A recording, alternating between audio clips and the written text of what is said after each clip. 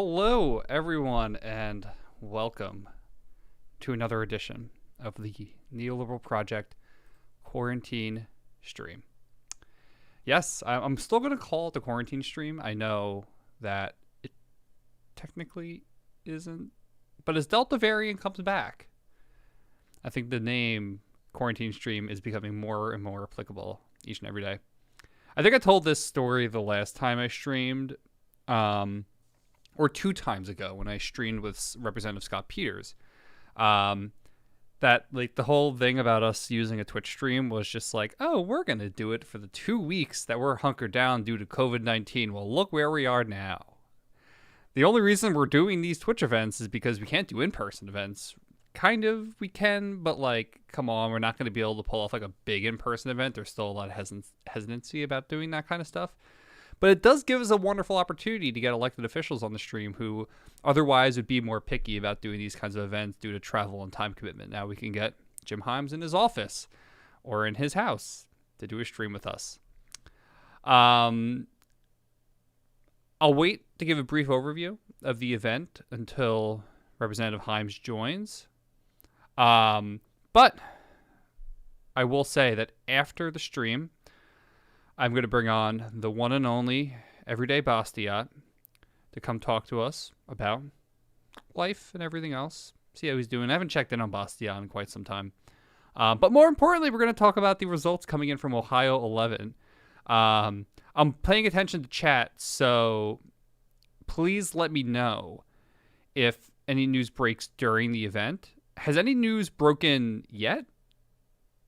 Are the results coming in yet? I mean, last I checked a few hours ago, I didn't see anything. But my inside sources, a.k.a. the guy who likes to post seals on the stream, say that Brown is doing well with early voting. She's leading in the places that she needs to be leading, and she might actually pull this off. Someone dropped a link.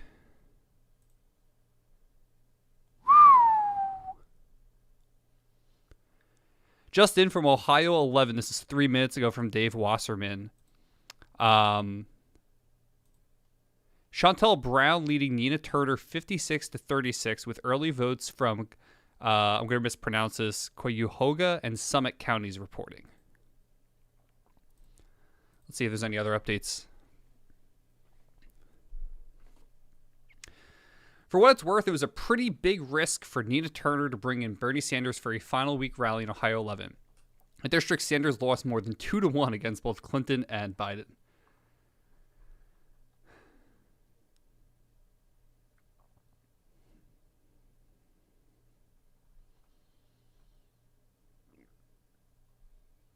Yeah, I mean, it doesn't look like there's results yet, except those really early ones. I did see someone drop the county official results link on Twitter at some point.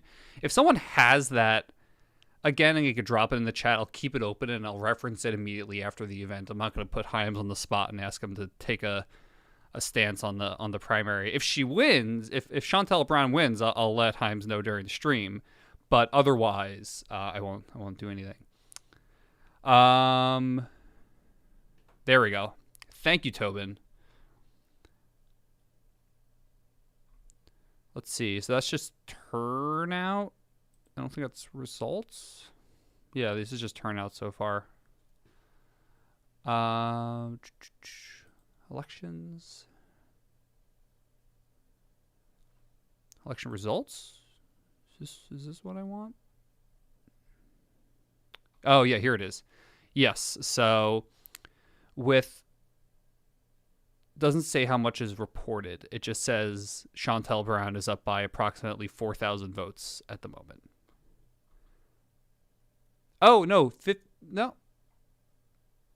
It just does. Yeah, it does. I don't think it says how many precincts are reporting until they report entirely. So it's not saying like the total percentage of outstanding votes. So there's 513 precincts and 0 have completely reported yet. Or maybe this is wrong, but this is the vote count that Dave Wasserman was using, so I'm going to trust it. Okay. In a minute, I am going to disappear from the Twitch for about 5 minutes. I'm going to hop on Zoom with Representative Himes. get them ready. And then at 8 o'clock sharp, I hope that we'll be starting the event, but don't sweat it if I'm like a minute or two late. But I want to thank everyone for joining tonight.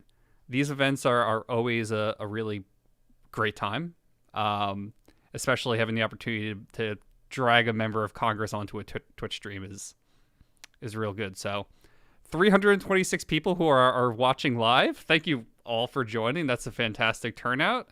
And I hope we have 400. Thank you all 400 people for showing up. I have no idea where this is being advertised, but I want to thank whoever did that, because that's way too many people, and now I am worried that I am not going to do well enough. Okay. Logging off, and I will be back in a few minutes.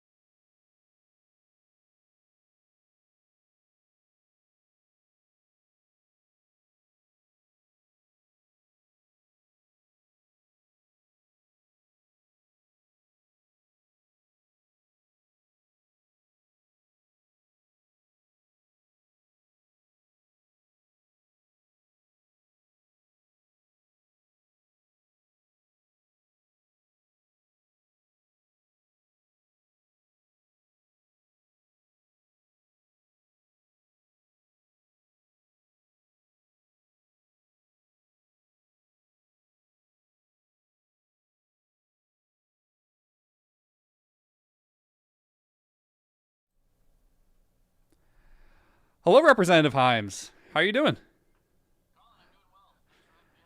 And thank you so much for taking time out of your busy schedule to join us. We had our last minute reschedule last week due to votes in the House, so I'm glad that we were able to find time so soon after to make this happen.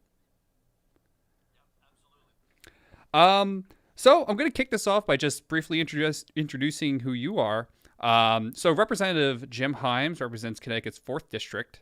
That's cities such as Bridgeport, Stamford, and Greenwich. He has been in Congress since 2009. Oh, people saying there's no sound, and now I think I fixed it, so we're not going to have that problem again.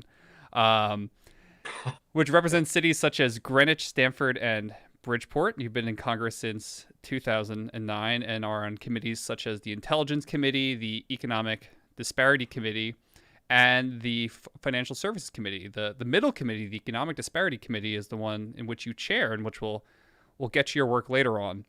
But I wanted to kick this off by talking about cyber defense and your work that you've done on cyber issues in Congress. Can you just give the listeners a brief overview of the issue and the challenges that are currently facing the country when it comes to the cyber threats? Yeah, sure. No, and it's a great place to start, Colin, because of course, practically a day doesn't go by that we don't open the newspaper to read about yet another ransomware attack, malware attack. I think we sort of collectively began to become conscious of the risk with some of the early hacks, the famous Sony hack. But now it seems like it's a daily occurrence, and of course. Even if all you ever did was watch it in the news, when the Colonial Pipeline was shut down because of a Russian private malware company, and all of a sudden there's lines forming at gas stations. Now this is very real. And so I think people have started to focus on this in a way that they haven't. The Russian hack of the 2016 election when they broke into the Democratic National Committee, that was pretty spectacular, but it was pretty abstract for most people. And the way the gas lines are not, that hits really close to home. And so, boy, do we have a lot of work to do. I mean, on the one hand, I will tell you that the government and the private sector has made a lot of progress in the last decade or so. I've been doing this a little over a decade. 15 years ago, if you said cybersecurity, people would look at you funny because they had no idea what you were talking about. And slowly but surely, the private sector has invested a lot of money. The government has actually sort of sat up and I should say stood up efforts that are about combating this. Our law enforcement, whether it's FBI or Secret Service, are getting smarter and smarter about attribution. But we got a long way to go. Because still we're reading almost every single day about a new attack. Would you say most of the attacks are profit motivated, like the ransomware attacks that we've spoken about, like the oil pipeline attack, or are they mostly just nefarious actors who are looking to cause trouble? It'd be hard for me to be conclusive because, of course, there are actually dozens of attacks happening every day. The big ones are certainly economically motivated, and they fall into at least two categories, right? You have the malware attacks, and we hear constant stories of the ransomware attacks, and you hear constant stories. City of Baltimore was a couple of years ago, I guess. But Colonial Pipelines being the most recent. So that's obviously directly economically motivated. But a lot of these attacks are actually, and they've been going on forever. Other nations, and in particular the Chinese, looking to steal commercial secrets, right? It might be the intellectual property around a piece of software or around a pharmaceutical or what have you. The Chinese are very, very good. And that's not, it's not like you're getting $10 million on the barrelhead that day. But, if you can steal intellectual property that somebody else has put billions of dollars into inventing, that's a heck of an economic proposition. That makes sense, and I think that's one of the things that I've been really thinking about is I think we see these two kinds of things. Like we see the Russian hack with the election, which isn't necessarily economic motivated, but maybe if you think consequentially down the stream, like of course if you're trying to cripple the United States, that benefits these countries. But then there's also these people, these like hacker groups that pop up that give themselves fancy names and then hack into the pipelines. Do you think those two things require different approaches to defend against, or does it actually take around the same resources to prevent both kinds of attacks? I think so what's the difference between the Chinese stealing secrets and the Russians and attacking the Democratic National Committee in 2016 and other stuff? You've got different tools basically. We obviously have been negotiating conflict with nation states for as long as we've been around.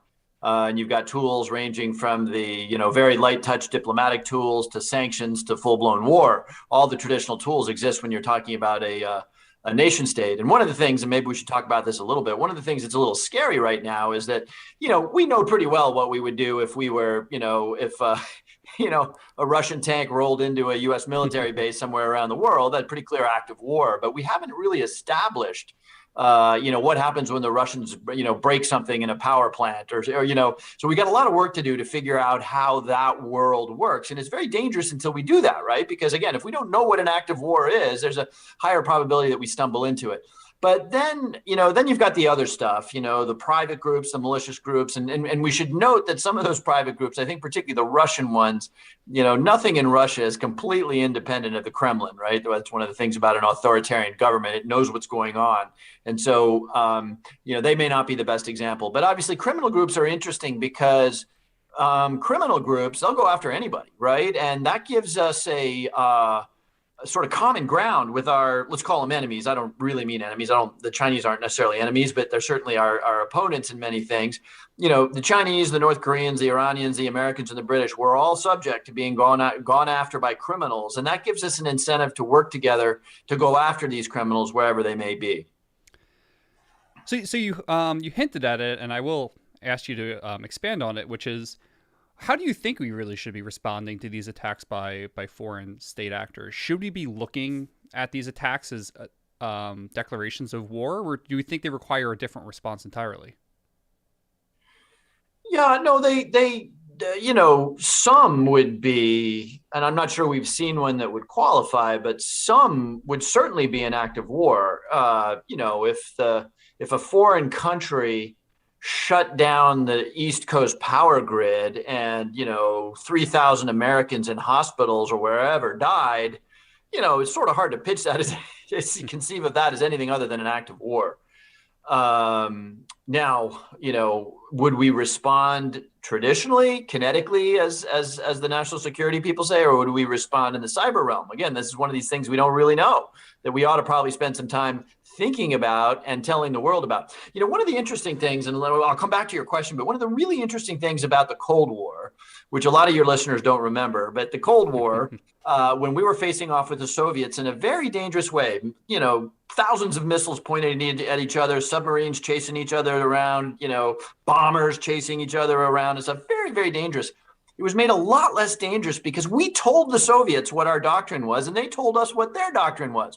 So, it was a dangerous world, but we kind of knew what it meant when they had a plane flying our way or a submarine was surfacing off the coast of New Jersey or whatever. We kind of knew what these things meant. We don't know that right now, which is why this is a sort of a dangerous world. But here's my very specific answer to your question. We'll keep calling out and we'll keep indicting Chinese PLA hackers and all that stuff. The truth is that hasn't been very effective. And so what I think is missing is, again, something that we remember from the Cold War, which is a very strong sense of deterrence.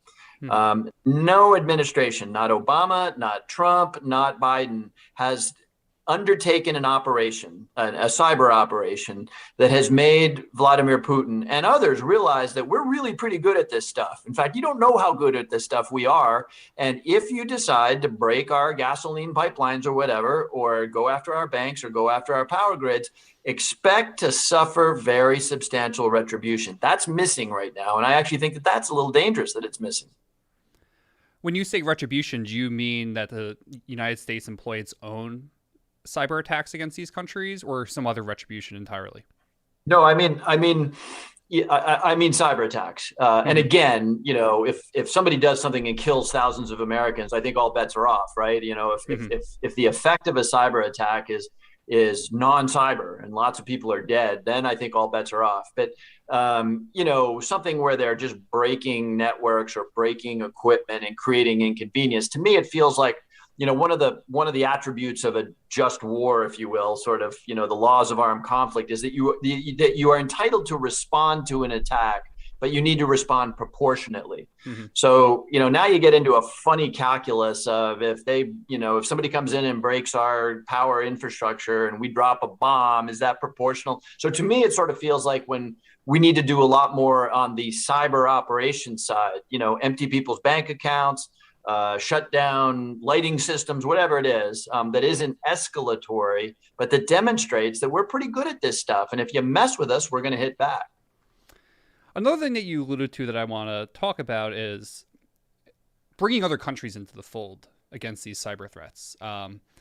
So, for example, there was the story, I think this was last year, or maybe it was a few months ago, it might have been more recently, about the Taiwanese semiconductor factory that was hacked by Chinese operatives. How do you think that the United States can work with its allies around the world to defend against cyber attacks that are coming from places like Russia and China, but also elsewhere? Well, I mean, that opens a big topic of conversation. I usually think of the answer in three parts. I'll try to give them to you quickly. Number one, we got to be a lot smarter about what folks call cyber hygiene, right? It turns out if you talk to the experts, Gartner is one that happens to be in Stamford, Connecticut, but they'll tell you that we almost never see zero-day attacks. That is to say, we very rarely see malware that we haven't seen before. We do sometimes, but very rarely. So that means that software patches and the traditional defenses that come from keeping your equipment and your software up to date is actually a really good defense against, 9 out of 10 attacks.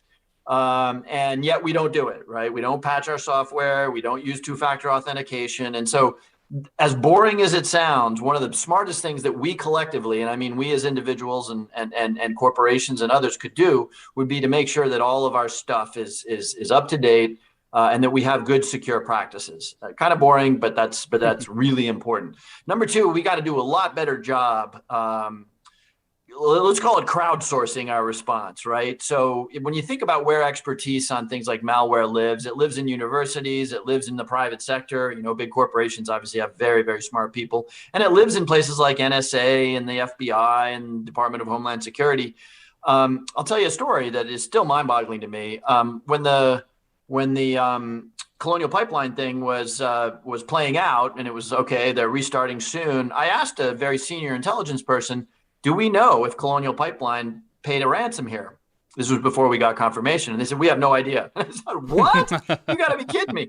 We had no idea. And so the notion that we're not immediately putting the private sector and our experts on the government together in a room or together virtually to combat this stuff is just nuts. And we got to do a much better job. Now, by the way, there's reasons you want to be careful about that. You don't want, NSA is a foreign intelligence operation. And so, you don't want our federal government getting access to people's personally identifiable information. So there's things you got to be careful about, but we got to do a much better job.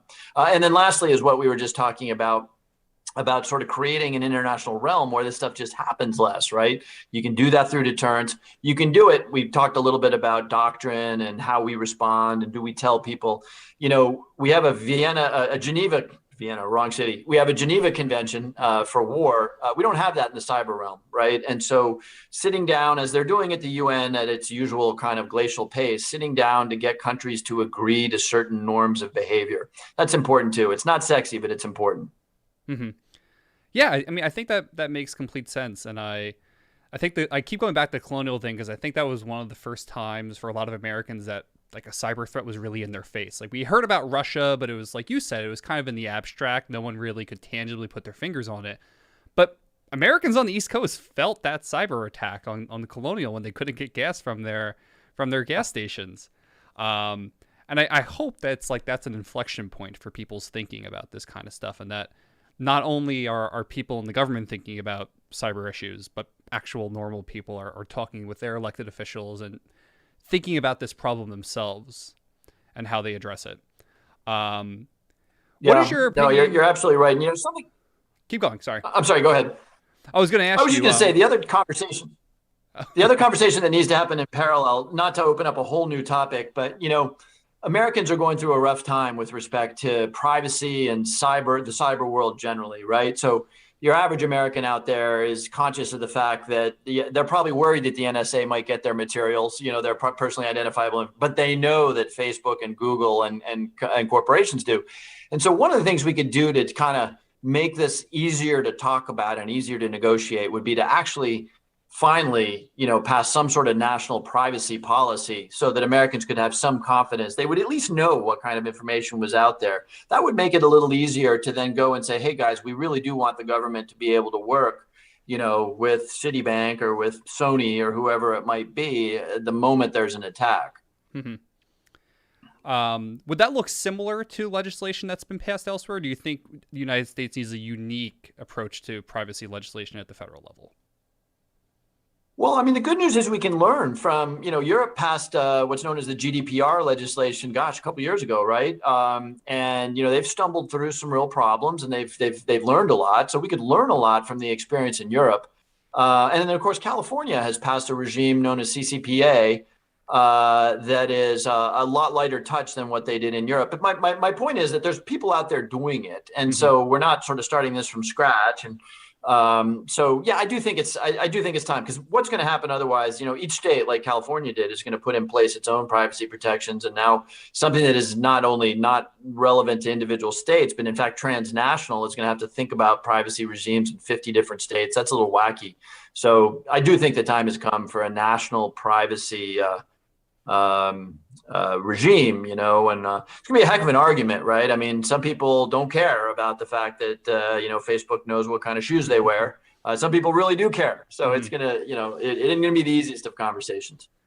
One thing I just want to go back to that I was going to ask you earlier: how do you feel about companies paying ransom on these cyber attacks? I know when looking at kidnappings, like the federal government is very strong about dissuading people from paying ransoms and kidnappings, especially when they happen abroad.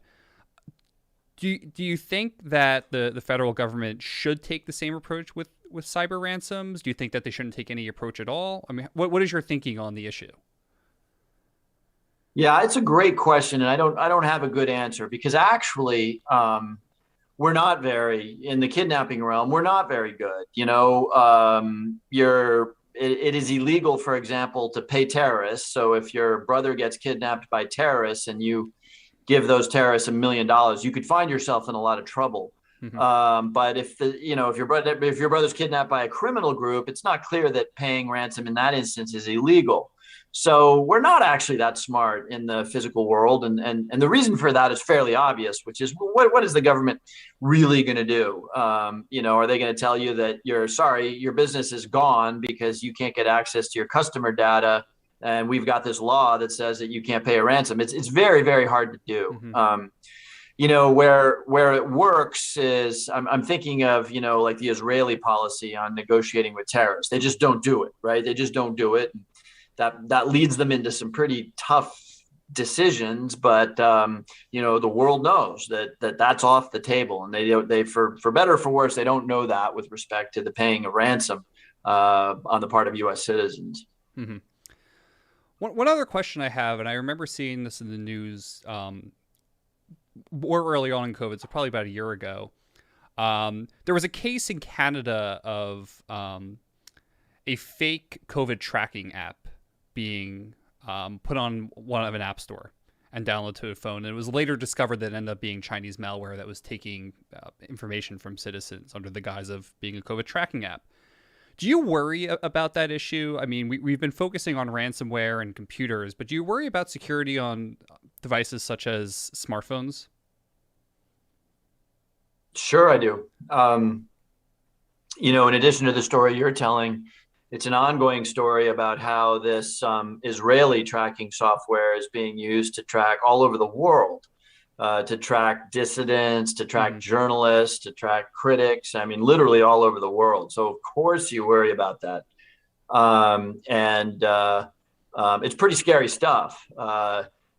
You may say, well, the average citizen doesn't need to worry all that much if the Chinese happen to know where he or she is having dinner. Well, yeah, but criminal syndicates can, get this stuff. It could be used in the service of, child trafficking or whatnot. So yeah, it's very scary stuff. And, we have a lot of work to do to educate people. And boy, this opens the can of worms, which is misinformation and disinformation, right?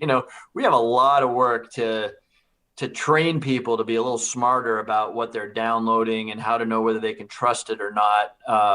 And then, of course, I can't remember the resolution of the particular case you're raising, but we also need to, back to what I was saying before, impose a very serious cost on, sounds like the case you're talking about, which I'm having trouble struggling to remember, but it sounds like it was both sort of criminal activity and that folks were illegally tracking others, but they were also presumably spreading misinformation about COVID, right? Which if somebody gets hurt, that's a crime. Mm-hmm.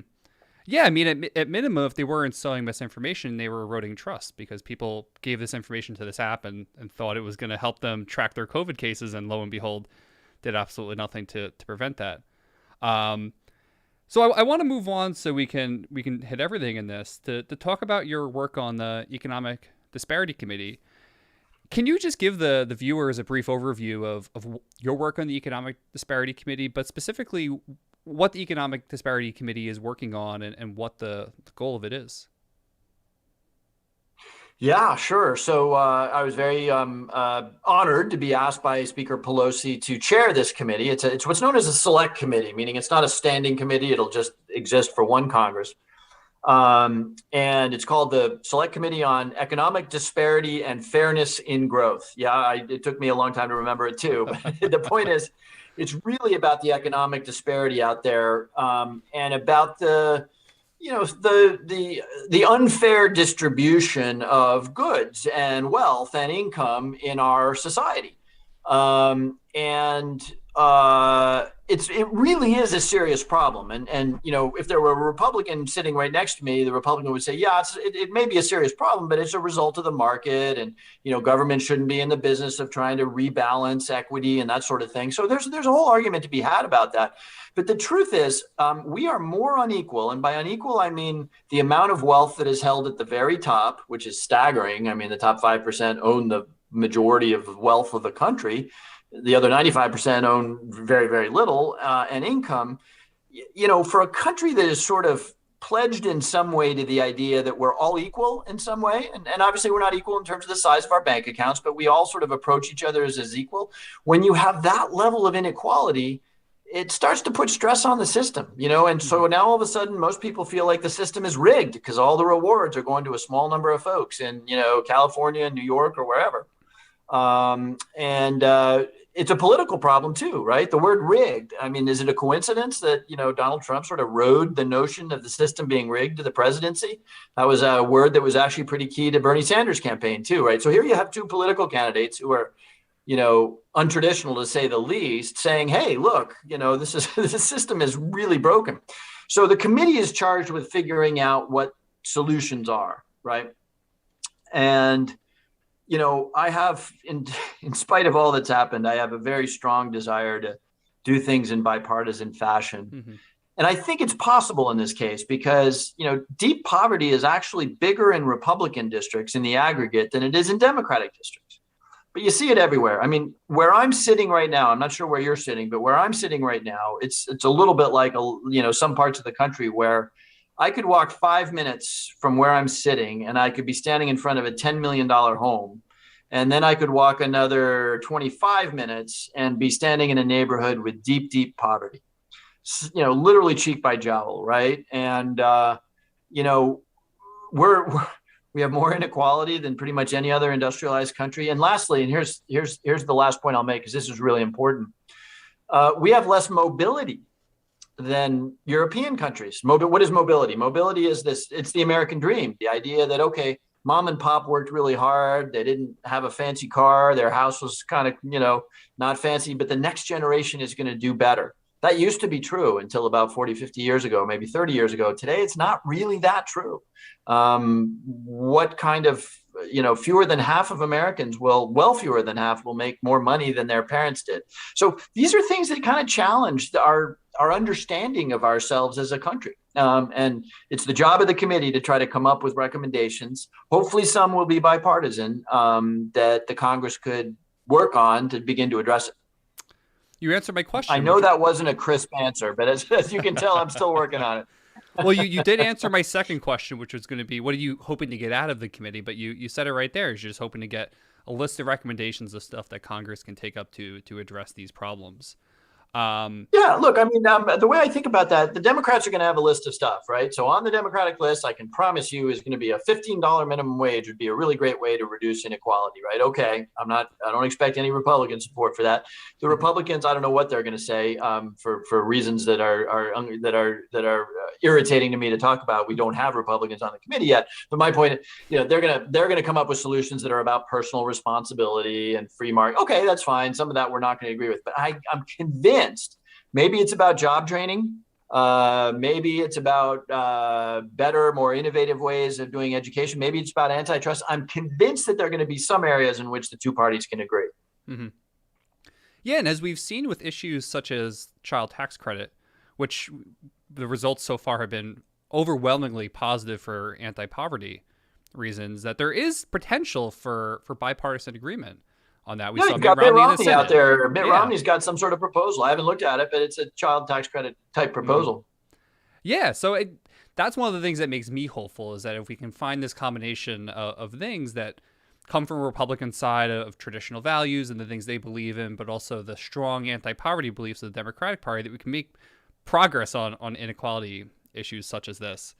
My next question is, what is the core reason why you believe that income inequality has grown so much in this country? What changed in the past few decades? Yeah. So it's not that I believe, right? It's sort of a fact. It's not a debatable point. Inequality has really skyrocketed in the last generation. Why is that? There's not one explanation, but there's three or four main explanations. At the top of the list is the migration of this country away from a manufacturing economy. And what's a manufacturing economy? Young people listening today don't know what that is, right? So a manufacturing is an economy where your dad finished high school but didn't go to college, but he got a union job down at the mill, and that job paid middle-class wages, making auto parts or washing machines or whatever it is.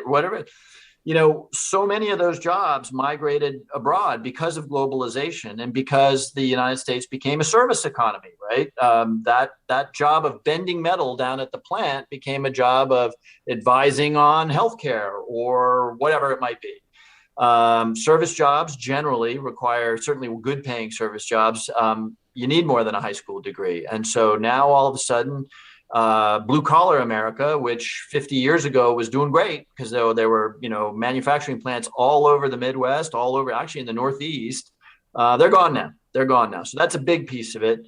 Automation. How many travel agents do you know, right? When I was a kid, the town I grew up in had 3 or 4 travel agents. No travel agents anymore. And this, of course, is the story with all kinds of job categories that have gone away. Now, people say, oh, yeah, but, there's lots of new jobs. Every time technology takes out one set of jobs, there's new jobs. And that's true. The problem is they're not usually for the same people, right?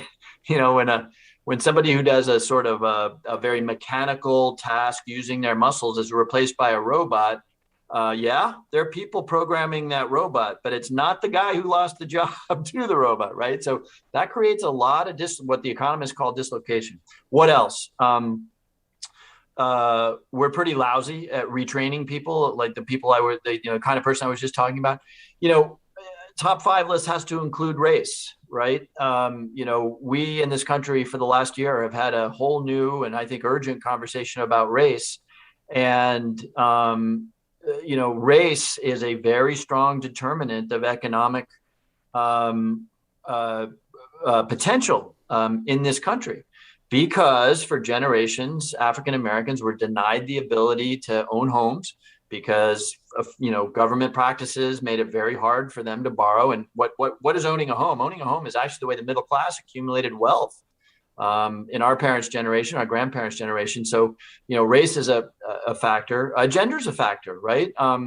We underutilize our workforce because many women who would like to be out in the workforce, because they don't have good childcare options, are staying home to take care of the kids. Now, by the way, that may be a perfectly good thing, and it should be a decision. But when you don't have good available childcare, it's not a choice. And that woman who would otherwise like to be working is in fact staying home with children. So I could go on, but those are probably the the top five. Oh, by the way, one thing I'd have to include too is our tax code. We have an income tax, right? We tax labor. When you and I go to work, we pay a portion of it to Uncle Sam and the state that we live in. We really don't tax wealth in this country. We don't really tax capital gains. Now, somebody's going to say, "Oh, but there's a capital gains tax." At the very high end of our asset distribution, people don't. They hold stocks, and then when they die, they pass those stocks on to their kids. The tax basis rises. So my point is that we tax people's work, but we don't tax people's wealth. And of course, that means the tax code makes it pretty simple for people to hold wealth and pretty hard to accumulate wealth because you're being taxed on your earnings. Mm-hmm. Yeah, and we could get into a whole really deep discussion about problems with the income tax code and the reason why, for the very, very rich people, that they don't pay any taxes on the money, not the money, the assets that they own. Yeah. My follow-up question about, I mean, this is how, the ProPublica report that came out, this is how enormously wealthy people pay really low taxes, right? Because they have enormous wealth, but their incomes may not be huge. And, as a consequence, you've got these guys worth $30 billion who are, paying the same kind of tax bill that, a doctor's paying. What kind of damage has income inequality wreaked on the nation? I think there's an argument out there that says like income inequality in and of itself isn't bad, but the consequences of it are bad for the country. What do you think the consequences of it are, and what kind of damage do you think that's done to the country? Yeah, I'm not sure I agree with the premise. I mean, and again, I'm not advocating for a world in which everybody has the same income. That's not what we're talking about. But, at the bottom end of the income inequality disparity, are people who are malnourished, who don't have good access to healthcare, who don't have good access to education. If you want to put that into dollars and cents, that's enormous lost productivity. And by the way, at the very bottom, when people are, without hope, now we're incarcerating people, right? And when you incarcerate somebody, not only are you spending a ton of money to keep them in jail, but you're assuring that individual, I shouldn't say you're assuring, but you're really increasing the probability that individual is not going to be successful economically down the road. So there's very clear costs. The Economist, there's actually some interesting work being done. Interesting to me, probably not interesting to most people out there. There's a lot of interesting work, though, being done that suggests that even at the macro level, not just the tragedy of poverty for people, but at the macro level, that income disparity damages economic growth, right? And how would that be? Why would that be? That would be because if 7 out of 10 people are struggling to pay the rent, to pay healthcare insurance premiums, you know what? They're not out there going to movies or eating in restaurants or buying new cars. And, for an economy that is a consumer-based economy, that's a huge problem. And so anyway, there's some really interesting work being done that suggests that we're at a level of disparity where we're actually harming our ability overall to grow the pie.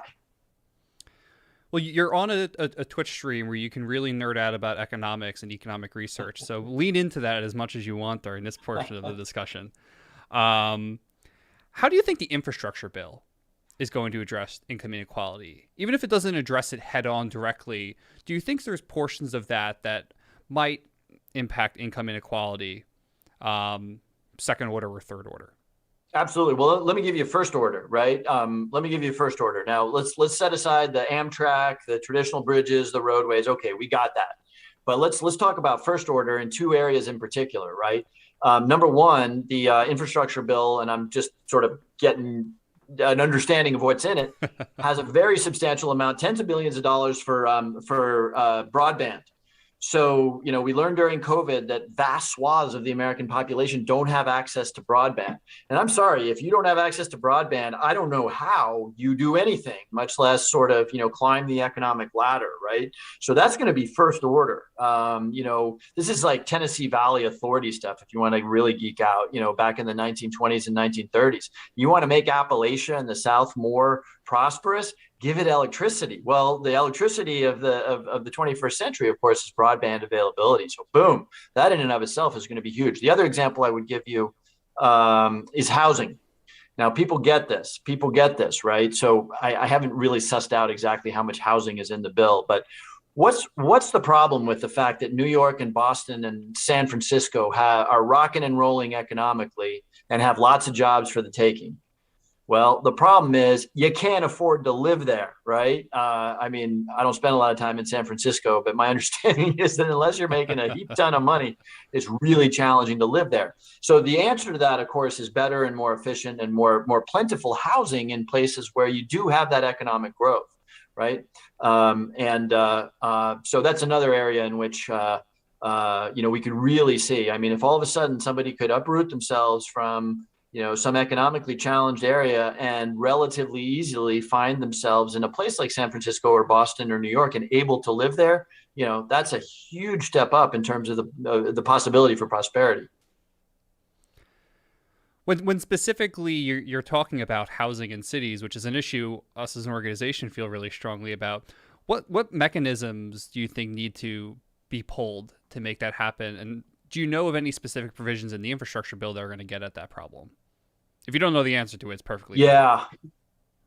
Yeah, I haven't dug deep enough to know. I can tell you that between the infrastructure bill and the reconciliation bill, which is the larger bill that'll be, all Democrats, we have no idea what that's. I can tell you that there's going to be substantial resources for housing. I just can't tell you exactly how it's going to work.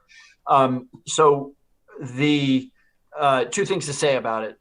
One is that the federal government can and should do more to provide people at least temporary aid for housing in high cost areas. But where it gets really interesting is, and a lot of the action is not going to be solved by the federal government. A lot of the action is in local zoning regulations and local growth, right? One of the challenges in San Francisco is that, and I guess there's some geological challenges. They can't build everywhere in San Francisco, but there's such NIMBYism. The zoning is so hard that it's really hard to build new housing. And that's true in a lot of places. And sometimes it's true for good reason. You don't want to build housing, in a swamp or whatever, when it's going to get taken down by hurricanes. Sometimes it's for really bad reasons, which is people just don't want to change, right? But I hope that in our cities, people are coming to see that one of the key ingredients for vibrant cities is having a lot of population density in those urban cores. Think New York City or downtown San Francisco or downtown Boston. Density is actually a really good thing in terms of restaurants and creating a vibrant environment.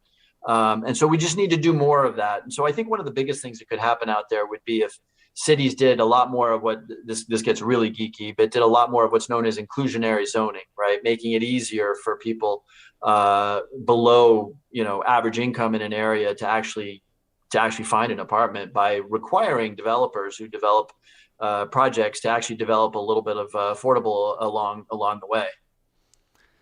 Yeah, and I mean that's one thing that if like Washington D.C., a city that we're both familiar with, you look at DC and it's kind of pretty that the buildings are so low, but it contributes to the unaffordability of a city like this.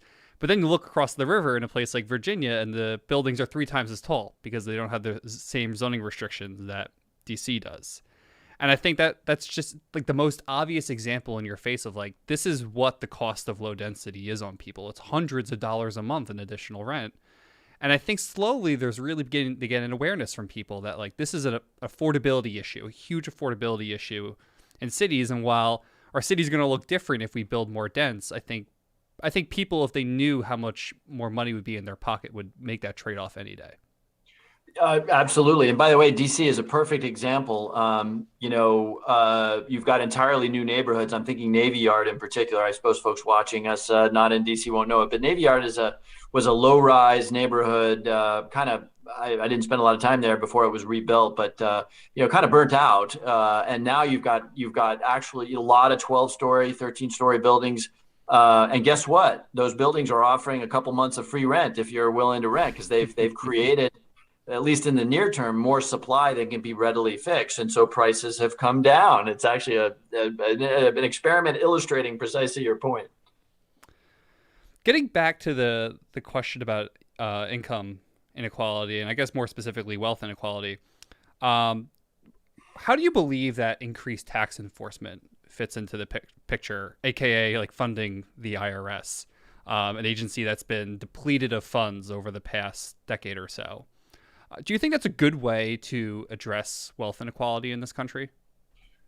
Well, I'm not sure it addresses wealth inequality, but it does some important things. First of all, it raises a bunch of revenue, and the reason for this is that there are people out there all over the place who are taking way too many deductions, or not being honest in their tax returns, and so we're losing out on literally billions of dollars of revenue. So it's not a trivial loss of revenue, and you can spend a buck to recover $10 in that business, right? And the other thing it does is, of course, it creates more of a sense of fairness. I mean, a tax system doesn't work if most people think that most other people are cheating on their taxes. And so, if we could actually have a system that was well enforced and people, got in trouble for lying on their taxes, which they by and large don't today, people, I think, would overall feel better about the tax code.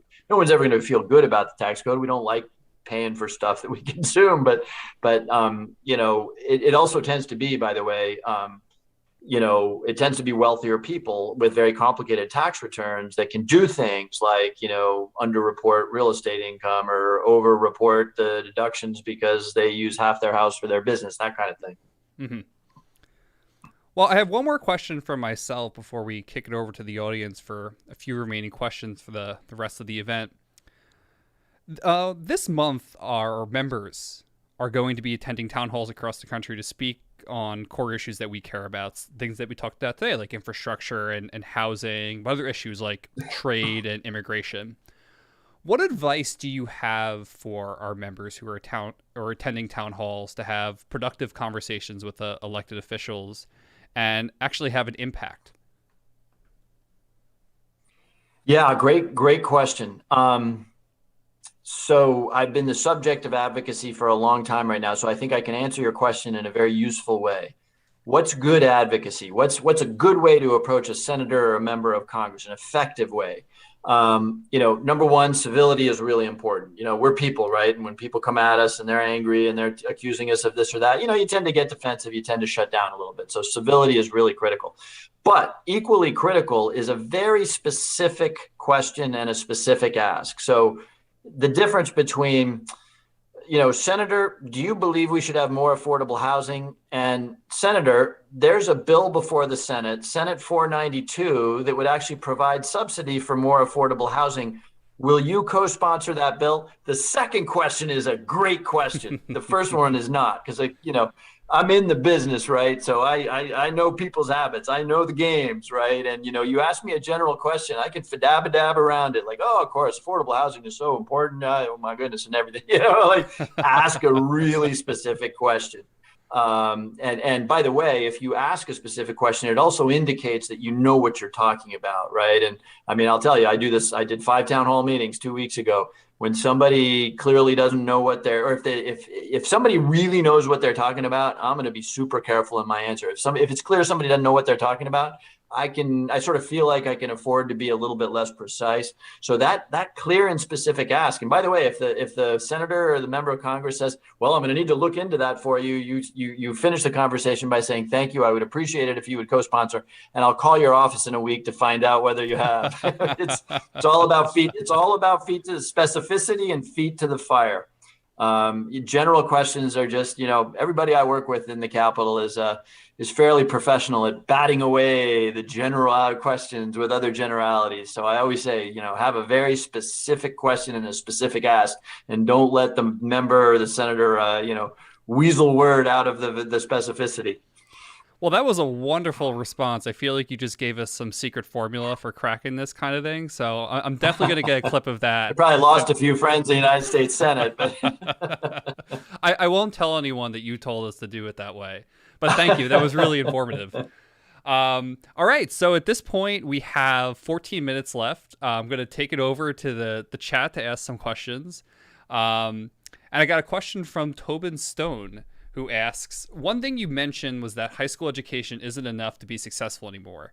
Do you think we should be doing more to improve high school so that individuals with a high school education can be successful? If yes, what kinds of changes to high schools do you think we could be doing to reduce inequality in this country? Yeah, that's a great question, and I hope I didn't say it quite that way because the truth is you can be successful with a high school education, but it's just a lot less likely than it was 50 years ago.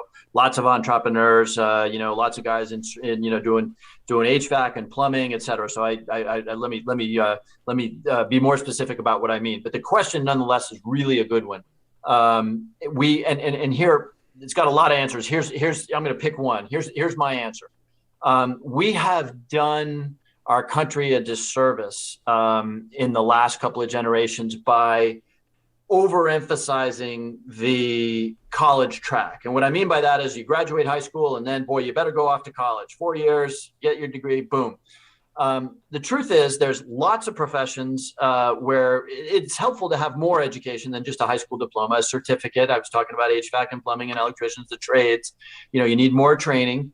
Software programming, I could go on here. But this idea that you need to graduate high school and then go off to 4 years of college, first of all, it's not true. There's plenty of good, middle class, for lack of a better word, jobs out there that you don't need a college diploma for. Secondly, those jobs tend to be jobs that you can't ship abroad, right? Can't ship your electrician or your plumber or your yoga instructor abroad, right? The way you can ship a manufacturing job abroad or even an accounting job abroad.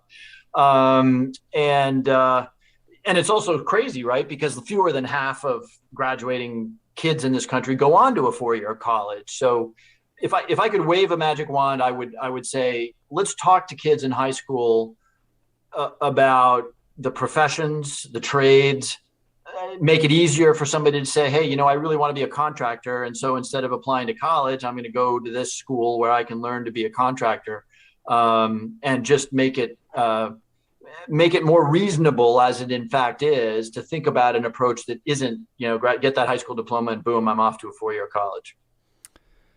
We have a question from someone else who asks, what do you wish you had more opportunities to speak about? It could be congressional issues, or it could just be about anything else.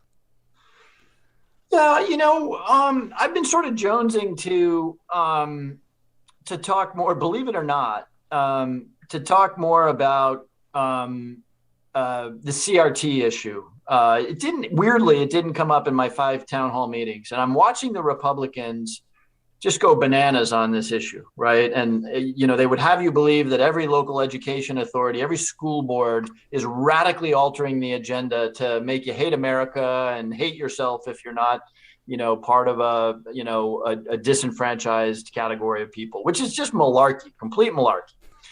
But it's actually an interesting conversation, right? Because, there are elements of CRT, and you asked me what I want to talk about. You didn't ask me to talk about it, but let me summarize it very quickly. Go ahead. There are elements of CRT that we do need to talk about and that I find a little ominous, right?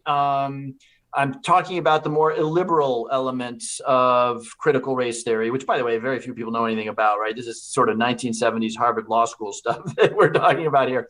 But, the ideas that laws are created for the preservation of economic power, that's a very, very debatable point. It's not really critical race theory, but the 1619 Project, which comes out and says that this country was founded on white supremacy, these are all things that there's something to it, but there's a hell of a debate. And what makes me really sad about can't talk about CRT is that that's precisely the kind of thing that our young people should be debating.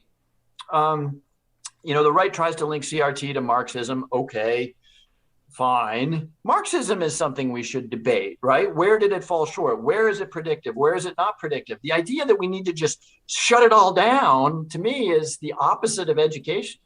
Tell me why you think CRT is right, or tell me why you think it's wrong. And man, we are having one hell of a conversation. We have another question, and I see people are already taking cues from the advice that you gave just a few minutes ago. And it says, Congressman, the YIMBY Act has been introduced in the House. It will remove barriers to housing development and create more affordable housing in the most expensive areas of the country. Will you be a co-sponsor? This is called getting hoisted on your own petard. That's wonderful. And how's these for weasel words? I actually don't know the YIMBY Act. So I'm going to make a note to myself here to check it out. I'm going to check it out. So I can't answer the specific question because I don't know what the act says. But I did spend, by the way, 5 years working in New York City on how to create inclusionary zoning and how to do good densification where it's appropriate. I shouldn't say this because I have no idea what the bill says, but I do think we want to be a little careful about a federal mandate. In other words, there is virtue in cities having control over their own zoning and it not being determined by the capital of the United States 3,000 miles away in the case of San Francisco. So again, there's a balance to be had there, right? Too many cities are practicing exclusionary zoning, but you also want to be a little careful about imposing national mandates on cities where conditions can be very specific. But anyway, sorry, I've got to weasel out of that question because I don't know what the NBA bill says. I'm going to look it up though. You can ask your colleague Scott Peters, who came on the stream a few months ago, about it. He's one of the co-sponsors. Oh, good. So good. there you Scott's go. a good friend. Yeah, I will ask him about it. We have another question on housing, which is, what do you think about the? Actually, let me make sure I'm reading this question correctly. How much do you think the lack of housing construction is driving inequality in this country? Well, the lack of housing supply is a problem for inequality in this country, no question. And that's true at the very lowest end of the income ladder. I mean, someone who is homeless, living on the street or living in a shelter is going to be really challenged to get that first job. I mean, if you're homeless, you don't have an address. How do you get, the challenges of actually just stepping onto the ladder from homelessness or couch surfing are massive. And that's, by the way, that's true. We were talking about San Francisco before. That's true of an entry-level programmer who would love to take the job in San Francisco, but there's no way they can afford to live there. So what do? They commute 2 hours each way. That's a huge drag on prosperity. So again, I'm not sure. Construction is part of it, particularly right now. I don't follow lumber prices terribly closely, but my understanding is that construction is very difficult right now because supply chains are all screwed up. So construction is part of it, but there's no question that we have far more households in this country than we have the housing to accommodate them. And there's no question that creates huge economic stress on people.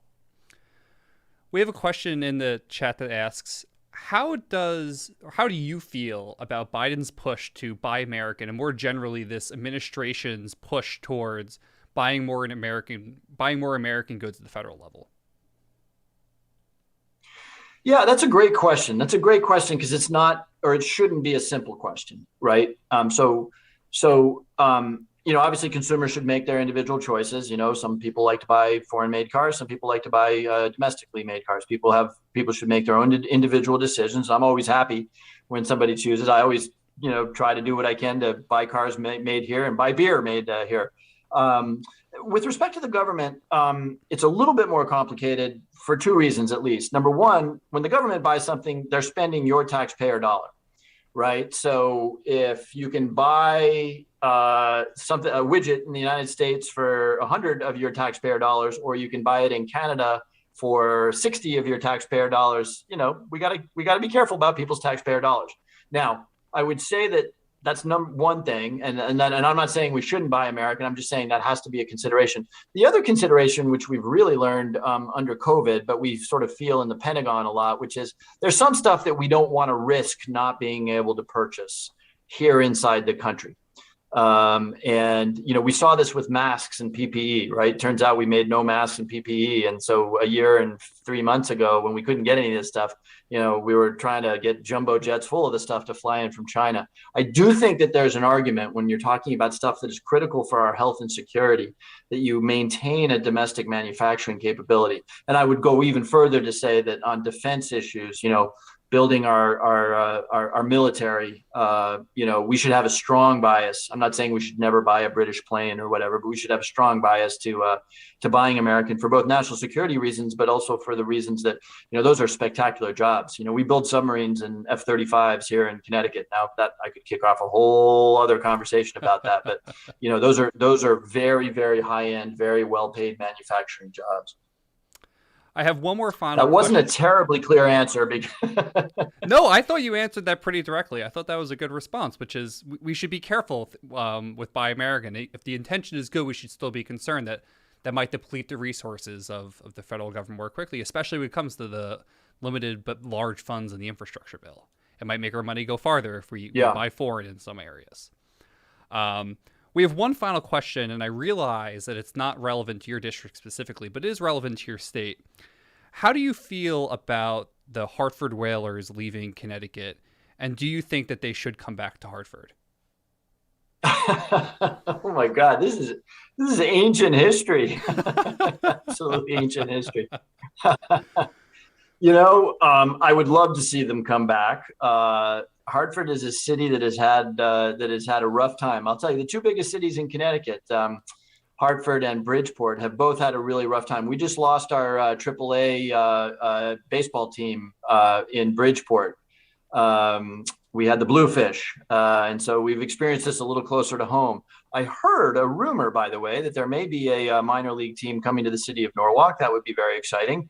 But Hartford's a classic example of what we've been talking a little bit about. An industry being completely reordered. Right? Hartford used to be the insurance capital of the world, and those were very, very high-paying jobs. So Hartford was a very wealthy, absolutely thriving city. And then insurance got globalized, and this company got bought by a Swiss company, and boom, the next thing you know, the insurance sector in Hartford is a quarter of what it used to be. And so you start to see the city decline, and things like losing its sports franchise. The other reason we need more sports, professional sports in Connecticut, of course, is that we sit in the no man's land between the Red Sox and the Yankees, right? And by the way, between the football teams and you name it, the Patriots. Like, I mean, this is like truly like being in a war zone. I You were a UConn guy, right? UConn was in the sort of orbit of Boston sports. I was just going to add, I was a New Yorker who went to UConn, and I experienced those clashes more than any New Yorker should have to experience. But I loved Connecticut, and I really appreciate having a discussion with a congressman who represented where I used to work. I was in Stanford for a few years, so it comes full circle. Yeah. But Representative Himes, I really wanted to thank you for taking time out of your night to join us. These are some great answers, some that are useful and some that were funny. And I think it gives us a lot to take away and chew on following it. But like I said to the Representative Scott Peters when he joined, he's welcome back anytime, and I want to extend it to you. You're welcome back anytime you want to talk about your work on the Economic Disparity Committee, talk about infrastructure, talk about cybersecurity, or even the Hartford Whalers. Fabulous. Thank you. Really appreciate it. Enjoyed the conversation. We'll do it. We'll do it again. Sounds good. All right. Have a good evening. All right. Take care.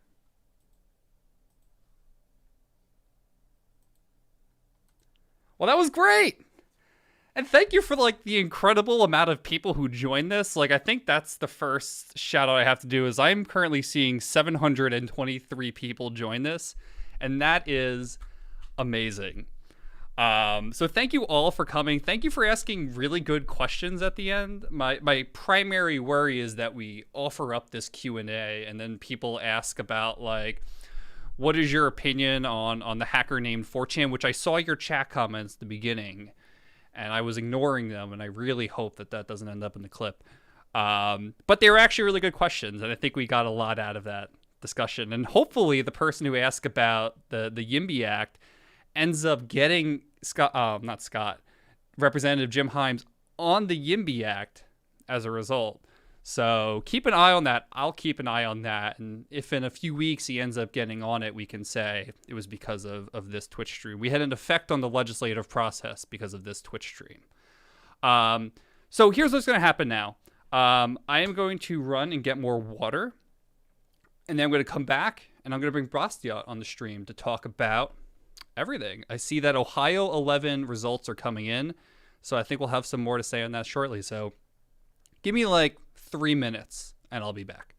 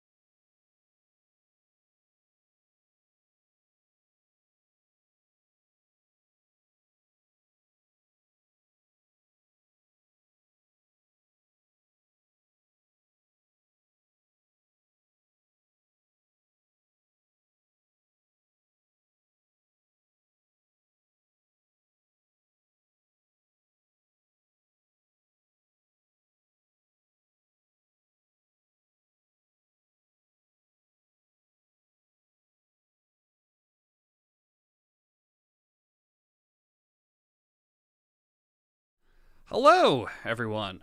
All right, Bastiat, this is your cue that if you are ready to join, I am on the Zoom. And there he is right now. All right, let me tee that up real quick. Gonna go right back to BRB, and then I'll have Bastiat on next time I'm here.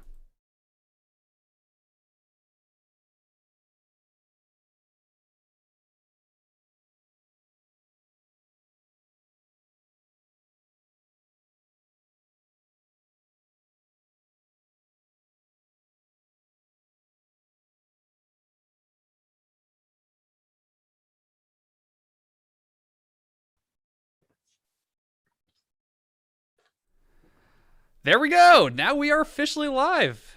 Bastiat, welcome back. It's good to see you. It's good to be here. It has Thank you so been, much for the chance to chat. yes, it has been quite too long, and thank you for hosting. Yeah, no, it's fun. Although you guys didn't need it. You guys had so many people. Congratulations on the great turnout, and it's good to see all these great people here tonight. Yeah, again, I want to thank the hundreds of fantastic people who turned out to this. I mean, Yeah. I'll give some inside information. Like, what our thing is Mhm. like when a lot of people turn out for these events, we can then email the congressional office after and be like, hey, like Yep. you did this Twitch stream for an hour, and like this many thousands of people watched you on Twitch and Twitter and YouTube and Facebook, and Yeah. they're like, wow, that is so much more than what we get when we do our town halls back in our district. And better yet, the audience was receptive. They Sure. weren't yelling at us, calling us like baby eaters. And Yeah, which is kind of, I mean, sorry, didn't mean to cut you off.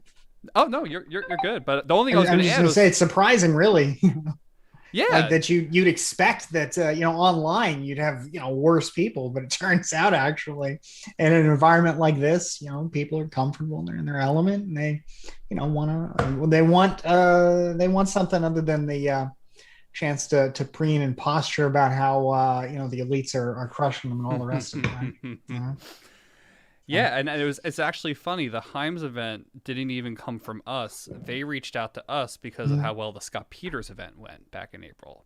Nice. So this That's all really builds on cool. it. So my Yeah. hope, fingers crossed, is that we will be the home for the center left Democrats who don't get enough attention to come here, talk about the things that they're passionate about, the things that they're working on, and a bunch I of mean, hundreds of people are going to be like, we're actually excited about this. Himes is an mhm, exception. Like he goes on MSNBC, like he's actually high profile, so mhm. it's cool that he joined Yeah. us for Twitch and all that. But hey, Well, there's dozens of new Dems out there who don't get their cable TV spots. That hey, this could be a home for them. So if you're listening and you work for a congressional office or you're a congressman yourself, just email me. I'll happily have you on. How's life been, Bastiat? mm, What have you been up to since we last talked? pretty cool. I work a lot more than I used to, which gets in the way of the stream. But it does mean occasionally that I've this year I've bumped into some of the issues actually that you all talked about. Like for example, I work in energy, and that pipeline shut down.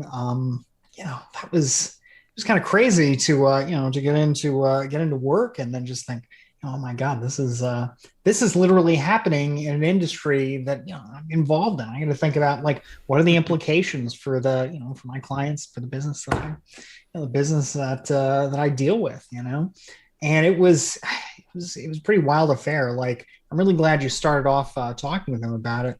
It just seems like one of those things that I think um, I, I think one day the scenario that he described is going to happen, and I don't know. I think we're going to spend a lot of time trying to square the circle that it seemed like he was trying to square with respect to, well, is this a physical attack or is it not? And how do we respond accordingly?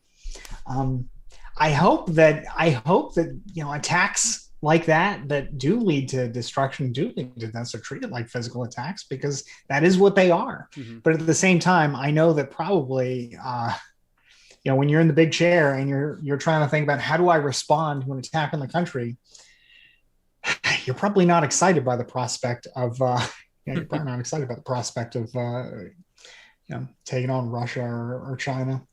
Especially in this age where it seems like so many Americans are just more interested in kind of withdrawing, from Mm-hmm. international affairs. So, Yeah, and I honestly, the biggest impression I got talking to him on this, and he's like one of the people really at the forefront of this in Congress, yeah. is like really no one has a great idea of how to handle this. It's Hmm. like we live in a world with the open internet. For the most part, it's an open internet. There's only so much that we can do to prevent people from using that nefariously. Hmm. And he didn't answer the questions. I don't think there's a really great answer, which is like, all right, how do we defend against these cyber attacks? It's like, well, you really can't, like, especially if they're coming from non-state actors. It's like Yeah. you can't really do a whole lot. Well, the thing that is, there's a little story about one of these kind of attacks that, very early attack. This is one reported by Thomas Reed, a senior U.S. national security official, wrote a book called At the Abyss. And this is where I heard about this attack, but this is one that comes, or rather apparently came from the United States. And in this book, he claims that the US allowed the Soviets in 1982 to steal pipeline control software from a Canadian company. So there was, the Soviets engaged in industrial espionage, throughout the Cold War. And I don't know that we engaged in a lot of industrial espionage back, but certainly we engaged in other forms of espionage. And so we apparently let them steal or even facilitated the theft of this software, but apparently included some kind of Trojan horse that caused a major explosion of a Trans-Siberian gas pipeline in 1982.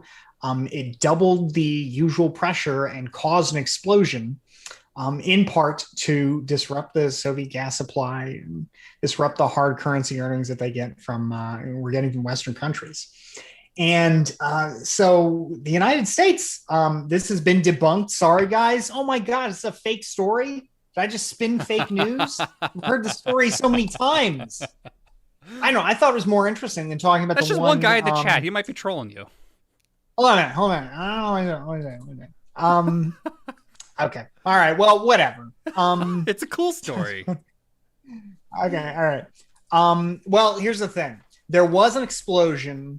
The Russians claim that it was just poor construction, and it hasn't been corroborated by American intelligence agencies, naturally.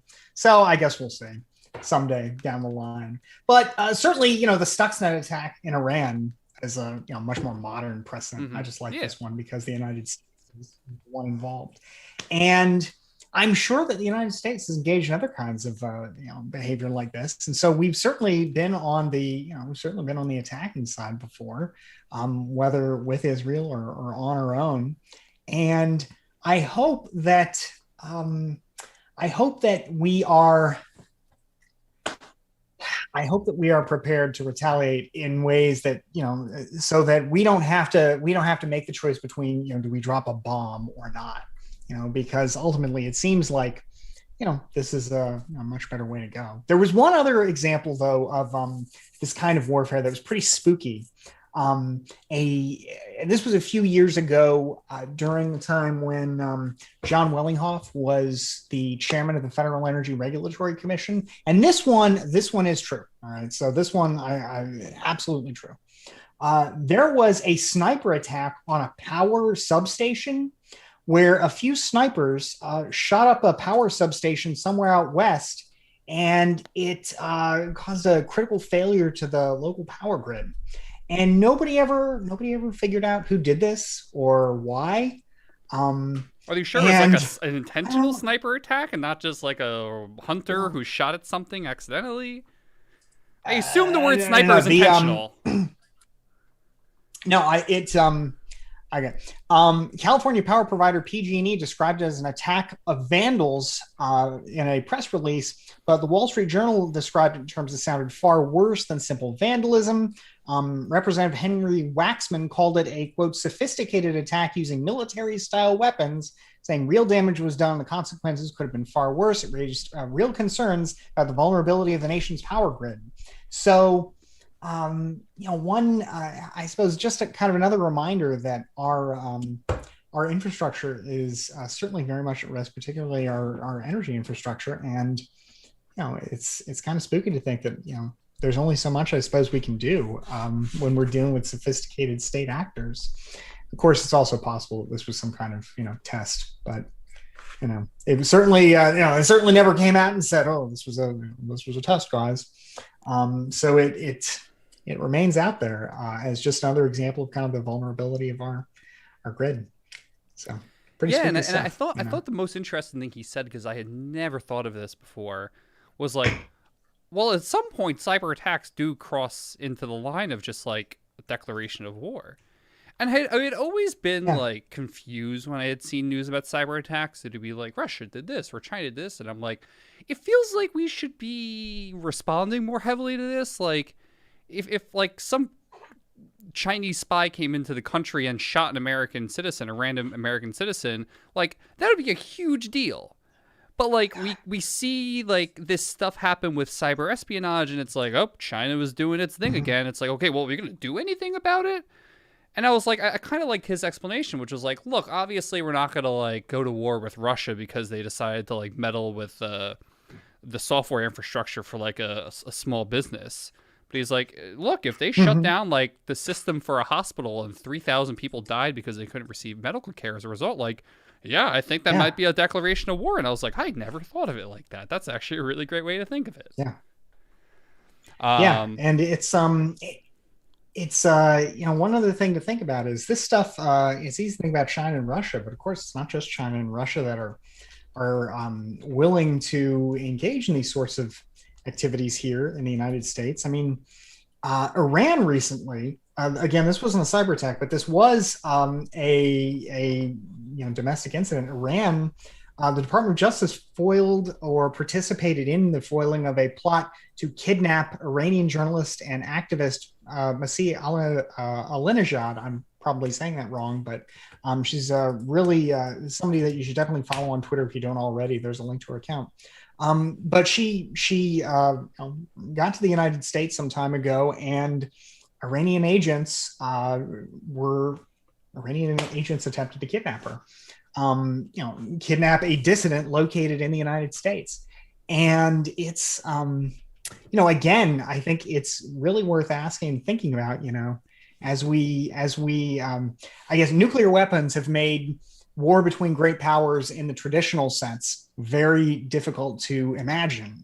But these sorts of substitutes for it, domestic attacks and cyber attacks are, I think, something that state actors are looking to as an alternative. Especially, again, I think as the United States signals that it is just less inclined to be involved, at least militarily, around the world. So we'll see. But spooky stuff. I'm glad though that we've got people in Congress thinking about it, and it sounds like a good congressman. A lot of, I think he's. I don't know. It was confidence inspiring to me, at least, to hear somebody thinking about this issue as opposed to kind of the usual about it is usually response, enough. So, have you been following the Ohio 11 primary returns? I have a few tabs open on my screen following this. I saw the. I could tell visibly when I was talking. I saw a look on your face. I'm pretty sure you saw the Chantel Brown shot up to 93%. I saw that in the chat, like that. And I could tell. I saw. I was just like, oh yeah, he saw that too. So yeah, I mean, it's. Look, I mean, usually I guess it's the lefties who are the ones who are angling for the upset, right? But here, Chantel Brown was behind in a lot of the polling. I was looking for a lot of polling, and I don't count. If there's anything, I suppose last year's taught me, I don't like to count chickens before they hatch. I don't want to post the Jim Clyburn laser eyes until the thing is done. But boy, I mean, serious comeback story. If it really should be the case, a real example of, again, the quote unquote establishment circling their wagons, as it were. But not only that, Nina Turner raised, I think, more than twice as much money as Chantel Brown. So this kind of narrative of the well-funded corporatocracy that folks like Kyle Kulinski are trying to spread, saying that I don't know if you saw his tweet. Let me pull that up. Secular Talk, Kyle Kulinski. He said something like, I want to quote this. He says, "If Chantel Brown wins, it's fair to say she bought the seat. No way she's even competitive without a quadrillion dollars in corporate cash, gross system. Well, look, say what you will about, whatever else. But again, her competitor, twice as much money. I mean, it's a lot of ridiculous stuff. And if it should, if Nina Turner should lose this thing, I think a lot of folks on the left are gonna, well, actually they're gonna say some ugly stuff, but I think it'll be a lot to think about because she had such an early lead, and apparently, we'll see, but it's not looking good. So. Yeah, she's up to 91 and predicted. Dave Wasserman is saying on Twitter that the areas that she should be winning, she's not winning, or if she's winning them, she's not winning them by enough. Yeah. Wow. Yeah, I mean, I think my initial thoughts on this, and I was following this race pretty closely for some time. New Democracy, which is the PAC at PPI, made a contribution to her a few months ago. I remember when the news broke that the New Dems, who we talked about on the stream with Jim Himes, endorsed her. So that was a big thing of like she theoretically could be part of the New Dems, the same caucus that Scott Peters and Jim Himes are in when she comes into Congress. Is like people who I was also talking to in the district were saying like, yeah, I mean, I know Nina Turner is like a meme on the national level, but she actually has like really great connections within the district, and she has a good reputation, and people know who she is. Like, it's going to be an uphill battle for Chantel Brown. And as far as I can tell, what happened was Nina Turner outraised her, probably outorganized her, but Brown's message was Nina Turner is not sufficiently pro-Biden. And she kept running attack ads about how she was not going to support Biden's agenda. She was not going to support Biden's agenda. You're not supporting Biden's agenda, and that makes you bad. Yeah. And Nina Turner was running on just like progressivism writ large. Yeah. And if it pans out the way it's panning out and Nina Turner loses, like, that is such an indictment of the progressive political project that's been going on since 2016. Like, if just running on Biden is the key to success, like, we saw the Republicans running on Trump was their success. If running on Biden is the moderate success, I mean, what room is there for progressives to win primaries like this? Well, one thing that I guess is always sort of comforting is to think, well, all this Twitter stuff doesn't really matter, right? Doesn't mean anything. It's just online memes. There's nothing really to it. Well, we know that can't be true. I mean, there are certainly now in Congress, not just one, but several self-described socialists, for example. I shouldn't say several, but at least a few self-described socialists, Cory Bush and DSA, AOC and DSA. And I think Ilhan Omar as well. And, maybe others. Jamal Bowman, I think, and others. And, so there's certainly some political appetite for this in some parts of the country, and it's certainly more than it's been in the past. I don't know that during the last wave of popular socialism in this country, the early 1900s, late 19th century, early 20th century, with folks like Eugene Debs, I don't know that they ever had even that much success. So certainly there's some appetite for it. At the same time, perhaps that appetite has been a little bit overstated. It does Biden seem like kind of put a quash to that to a degree, because now there is a Democratic leader. I do wonder, like, how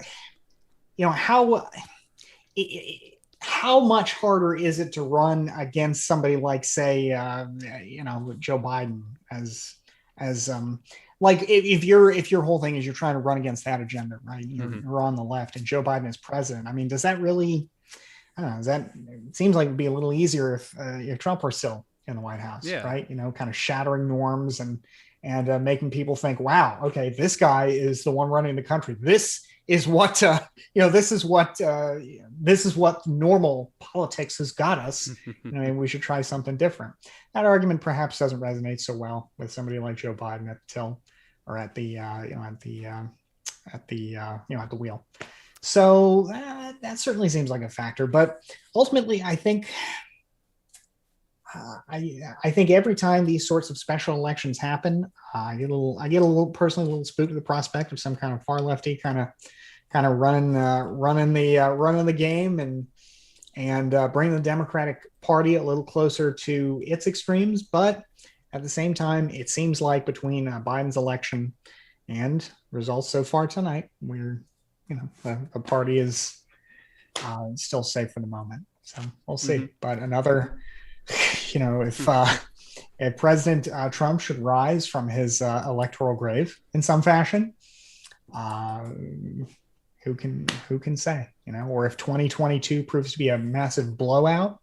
I also am somewhat concerned about, what will, things have been pretty good, I'd say, in terms of the president's response for the first half of 2021, in terms of the big relief bill, the American Rescue Plan, and tackling COVID, getting vaccines out, and all the rest of it.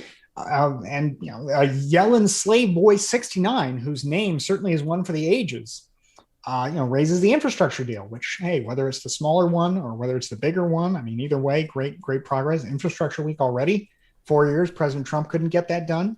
So certainly Joe Biden has had some real success there. But I do wonder if, for example, this housing, this eviction moratorium is undone, and there's a large scale evictions, during the height of this Delta COVID, phase of the epidemic. If there, once student debt is being collected regularly again, whether, this and other kind of other changes will sort of slow down what seems to be so far a lot of success in the Biden administration. You know what I mean? You kind of get what I'm sort of concerned about. Yeah. A lot of good stuff so far, but it's also been early on. If that train of success, I suppose, should stop, it might be a little harder to remind people that this brand of politics works. Mm-hmm. Yeah, and look, I think some people are waking up to it. I mean, there was last week there was the news from Our Revolution that they were rebranding as pragmatic progressives. Yeah, and that they were going to support the Biden agenda. And then there's organizations like Data for Progress that have made this pivot towards being basically pro-Biden without saying it. So I think there's a sense that, I think the left smells an opportunity to push Biden to the left in certain directions. I think they've accepted that they're not going to get him on board with some of the bigger things that they push for, but that there's an opportunity for things like the eviction moratorium to really push him in a certain direction for it. And I think it's taking a lot of energy out of the worst sides of the left in America. But I think you're right. I mean, I think if the Biden project begins to slow down, if he loses re-election in 2024, we might be having a very different conversation. So I hope too that it's not short-lived. Yeah. But I don't know. That did remind me though. Sorry, please. Yeah. I was just going to say that did remind me that the student loan moratorium, I think it expires next month. And I really don't want to start paying my student loans again. I know I have to eventually, but I don't want to. So Joe Biden, can you pull an eviction moratorium and kick that can down the road too? I mean, I've been enjoying that extra little bit each month that doesn't have to go to my student loans. Well, that's a great example, I think, of kind of the quandary that somebody like, I suppose, Joe Biden might find himself in on that issue. And I don't think that issue, just to be clear, I tend to take the Destiny type position that I don't think it's really a primary issue, of public importance compared to the others. But it is kind of an interesting issue in terms of the incentives at issue there, because if Joe Biden were to, let's assume that he has the power that some folks on the left have said, I don't, maybe he does. It's up for debate. Suppose he has the power to unilaterally cancel all the student loans, and suppose he did do that, right? Well, he certainly could. If we assume he has this power, he could do that. But then, what does this mean for the whole college loan program down the line? Because there's been no substantial reform of that. Right, universities and colleges, and they haven't had to do anything different. The only difference is that there's been a massive debt jubilee in the student loan program. So, what does that mean? Except that now, when these colleges and universities are out there, pushing their wares at what I think many might reasonably call an inflated price, now they can, in addition to everything else, whisper in the ears of their students, and don't worry. I mean, they forgave 1.7 trillion. Certainly, what makes you think they won't forgive yours? So it's in addition to the fact that, as randomized string says, it's a regressive policy. Look, I think you can make a fine argument that in this day and age, it's questionable whether the United States government really is counting on the money that will come from those student loans.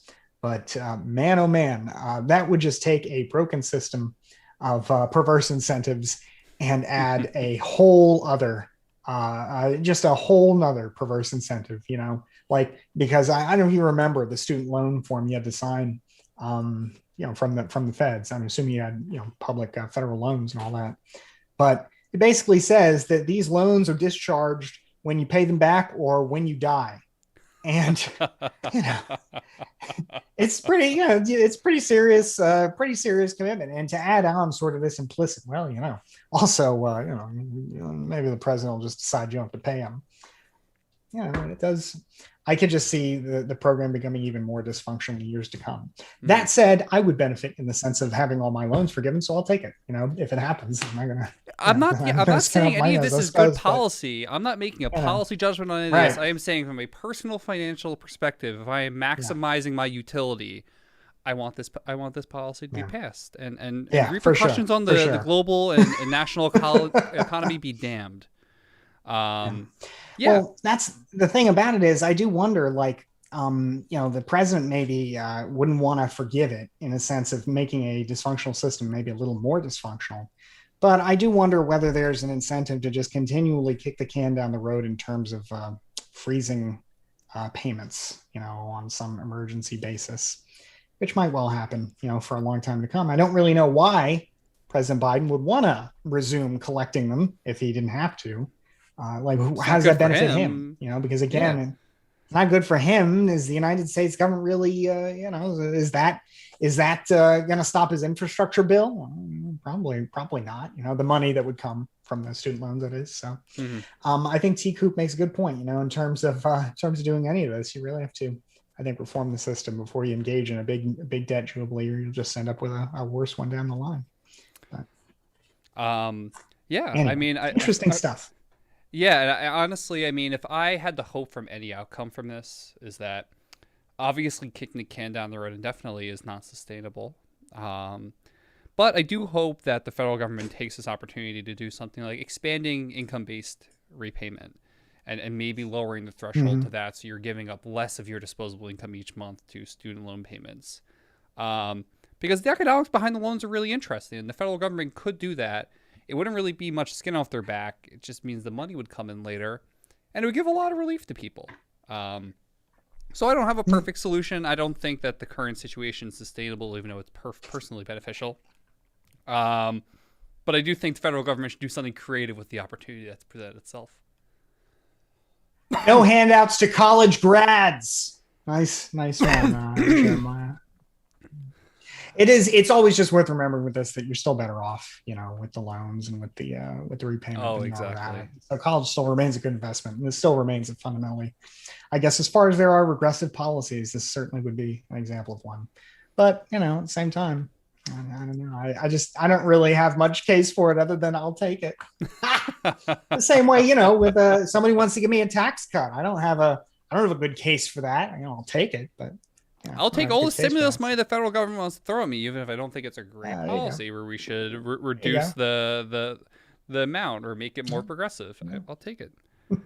I also wanted to say I thought it was good that I thought it was a pretty good discussion of inequality, or at least kind of scratching the surface, because it is a real frustrating thing. I suppose I am sometimes skeptical of how much direct harm to society is caused by inequality. But whatever those harms may be, certainly the perception of inequality, the perception of unfairness has caused great damage to our country's political system, to the American political project. The feeling that everything is unfair and rigged against the little guy has, I think, certainly contributed to kind of the problems that we see with folks looking at politicians who are promising nothing but, soothing snake oil to solve people's problems. And if we're serious about populism, got to take on inequality. Yeah, and I think he didn't say it, but he implied it. And it's one thing I've said before, which is like, you can't really tell people to change their, like, if people believe something is a problem, then it's a problem. Like, it kind of self-manifests itself. You can debate about what the solution should be, and you can argue about, how we should address it. But like, once people conclude that like, access to healthcare is a problem in America, it's not someone's job to be like, actually, access to healthcare is not a problem. It's like, no, you got to propose something, and it can be more moderate than the most extreme proposals, but you have to propose something. And same with income inequality. It shouldn't be like, people are concerned about it, but actually it's not a problem. It's like, well, look, a lot people care about it. The perception of it is clearly giving people anxiety and making them worry about the viability of the American political project. So you have to propose something. And it might not be like steal the wealth from Bezos and give everyone a check, but it might be something else, like what he alluded to with like issues like housing, with issues like education and stuff like that can get at the problem with ways that aren't necessarily illiberal. Yeah, absolutely. I think you gotta do that stuff before Ohio 11's been called for Chantel Brown. We got a call. And we got a call. Wasserman has called her for Chantel Brown. Let's fucking go. That's there's the tweet, ladies and gentlemen. Jim Clyburn. Jim Clyburn goes 2 for 2. Jim Clyburn, ladies and gentlemen, the madman does it again. The man who is single-handedly, with his broad shoulders, holding up American democracy. Jim Clyburn. Wow. Incredible. And by the way, thanks again to Neoliberal Wanderer for the Jim Clyburn laser eyes top tier. Thank you so much for that. I do quickly want to just play a video, Bastiat. So I'm going to take you off for 2 seconds. Sure. In honor of our Cleveland neoliberal organizer who's at the Chantel Brown victory party right now. Whoa! Who normally would be playing the Bouncing Seals video because he's the Bouncing Seals video guy. I'm going to play the video in his honor, in his place, to celebrate this monumental win. So you're going to disappear from the screen for a second, Bastiat, but you will be right back. Yeah, right on.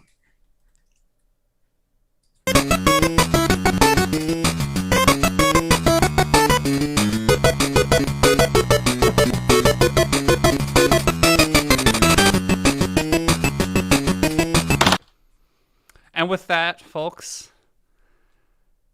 neoliberalism wins another race and goes on another day. And ladies and gentlemen, you'll have to with the possible exception of with the probable exception, I suppose, of the Destiny community. This is probably this is really Chantel Brown's headquarters here on Twitch.tv. We are the only Twitch channel right now celebrating her victory. I'm sure there's a lot of like crying Wojak channels right now, quite upset that Nina Turner has lost. But this is center left central, people. This is where we celebrate this win. Amen. That is such fantastic news. I'm so happy that happened on the stream. Yeah, I will say I don't like to post normally about races or stuff like this in advance, because I don't know. For me, I kind of feel a sense of loss aversion and all that. But when it does happen, pretty cool to see. I enjoy it. It's I mean, ultimately, if your position with respect to working with the president of the United States is that voting for him was, quote, like eating a bowl of shit, well, maybe people who voted for Joe Biden and are looking forward to seeing a successful administration don't want that to be kind of the person they send to Washington. But I suppose that's where we're at. So, Jim Clyburn, arguably America's kingmaker or queenmaker tonight. Queen Maker and King Maker, the most powerful man, yes, at least in the House of Representatives. He's no Joe Manchin, but he's pretty close. I'm currently typing a tweet to congratulate Cleveland Neoliberal for their work. Oh yeah, yeah, absolutely. I'm also kind of enjoying because something else I enjoyed was Hillary Clinton endorsed Chantel Brown, and that was seen as being, yes, this is the kiss of death, haha. Yes, the establishment now is all in and desperate and all the rest of it. And I'm glad to know that I'm glad to know that those of us who are still with her, hashtag, all I don't know, 20, 30 of us, this great country, have again been vindicated. Well, that was the point people were making, was like, Nina Turner was like, fuck Hillary, fuck Biden. And it's like, they're really popular within the Democratic Party. Like, if you're going to do that in like a really fractured primary field to try to distinguish yourself, then like, sure, knock yourself out. But if you're in like a one-on-one primary fight in a district that is not known for being like communist, like, support the president who has a 91% approval rating. Support the woman who ran in 2016 who probably also has like a 91% approval rating within the Democratic Party. Bashing was going to do you no favors. Tillman has a pretty good idea, actually. From I watched the video from the Cleveland neoliberals, and the party wasn't that many people there. I mean, maybe you get you got their contact information, but maybe you could get a live comment from Chantel Brown, perhaps a shout out to liberal supporters and twitch.tv. It's possible. I mean, you got somebody on the ground right now. I mean, I can carry us for a couple minutes if you want to bang out a message or anything like that. I'll send one and I'll see. I'm sure Chantel Brown is not on the stage yet celebrating. Well, there was a video of I saw this Cleveland neoliberal video I posted that under the Chantel Brown meme, or not, under the Jim Clyburn meme, where she was I don't know, she was on a stage kind of waving and celebrating a little bit at least. So wonderful. We'll she's probably got a lot of people calling right now. It's fun. Look, I mean, I know we're like really important, but like I understand she probably has more important people to talk to right now. I don't take offense to it. Representative, or soon to be Representative Chantel Brown. Congratulations to Cleveland Neoliberal for their work organizing for Chantel Brown and for being at the victory party. Right on. Let me hop into chat and see. Oh yeah. Yeah. Oh yeah. Here we got a thread from Cleveland Neoliberal. I'll pull up the video right now, to show it off. Let's see. Let me get it on the screen again. Mm-hmm.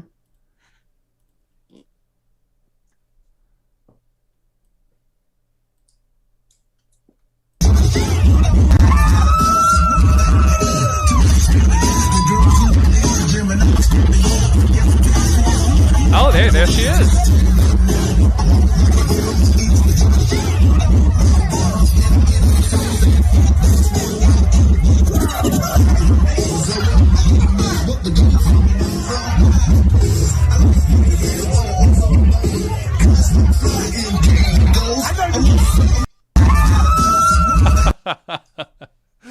Yeah, she is here, and she's speaking to the media currently about, I guess, her basically assured victory at this point. That is so fantastic.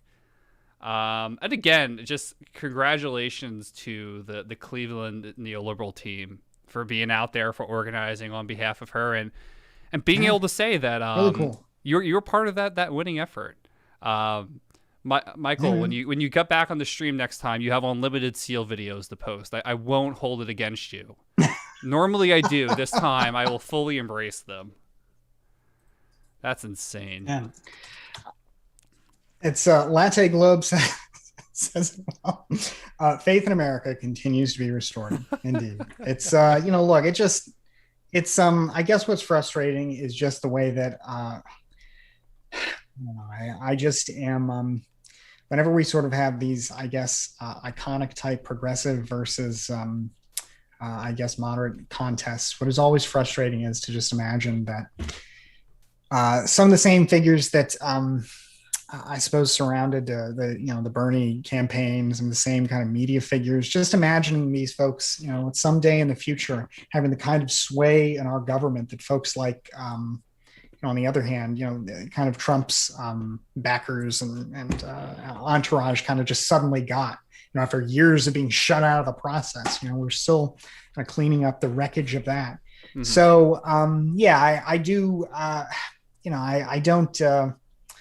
One or two or a few progressives in Congress, I think, do offer, I shouldn't say progressives really, because that is, I don't think it adequately describes folks, on this leftists in Congress. Certainly adds something, in terms of ideas and in terms of, keeping Democrats honest with their commitments and with their, with what it is they say they're going to do. But too many, I don't know. I just, seeing what happened to the Republican Party and imagining that happening to our other party is just just spooky, and I don't want that.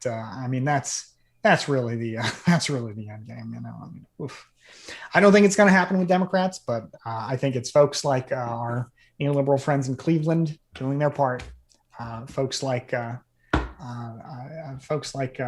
New Democrats doing their part. Doing their part to make sure that a pragmatic policy is winning these contests. So I'm excited for that.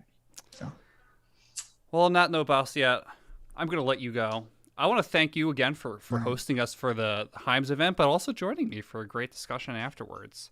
I am so excited because we had a great event, and then Brown just won her primary, and I got to talk to you again, and it's been way too long. So this was fantastic way to round up the evening. It was a lot of fun. But as always, look, as I've said, one, you're welcome back anytime. Thanks, if you just ping me and you're like, hey, I just want to hop on the stream, we'll host you. Or better yet, if you just want to stream yourself, we'll just raid you, make it even easier. Right on. Hey, I think I might start streaming in a few minutes. Whenever you decide to wind things down. Maybe just kind of a little party, a little celebration. Whenever you are winding down, I'll pick up a few minutes after that. I think I can make that work. If you want to start streaming now, I'll stay on for a few more minutes, let you get yours started, and I'll throw a raid your way. Sounds good. Well, thanks, buddy. I appreciate that. It's great talking with you. Great seeing everybody in here, and I look forward to seeing you soon. And again, congratulations to the Neoliberal Project for getting just such a really cool guest tonight, and keeping on with really meaningful politics and political engagement. Very cool stuff. So thanks again, and we'll see you soon. Bastiat, as always. Talk soon. Bye. All right, people. All right, so I made a promise to our friend Bastiat that I will stick around for him to start up his stream, and then I'm going to raid him and send them all over to there. And you should actually stick around and watch his stream, because I'm sure he's going to have a lot of really interesting things to say about Ohio 11. He's going to continue the discussion, and then I'm going to go home and go to bed.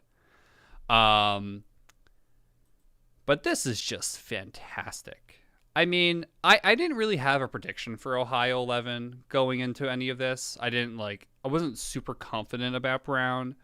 But I will say, in the past 48 hours, seeing the news about Turner's messaging and seeing how our Cleveland chapter was feeling, and seeing the polls narrowing, I was like, if I was betting on this, I would bet on Brown winning. But I think my confidence on that was probably 60%, not anything higher than that. But I think before that, I really didn't have any idea how it was going to pan out. But again, it's just huge kudos to her campaign, to the people who organized for her, the people who made this happen. Because while the left likes to paint their wins as always being the upset wins, this was a case where it was the opposite. Turner was the front runner. She was the presumptive winner of that race. And the credit goes to Shontel Brown for running a hell of a campaign and overturning those expectations. This wasn't just a predetermined outcome. Brown actually flipped the odds by just doing a great job. So continue to drop links in the chat. I'm continuing to follow this along. We're going to wait for our friend Bastiat to get set up. Oh yeah, I would love to be watching the Young Turks right now. That must be a fantastic thing to be watching. I would not call Nina Turner a good quirky prog type though at Neoliberal Project. Let's be honest, Steve Mnuchin, top 10 Treasury secretaries. He's definitely underrated.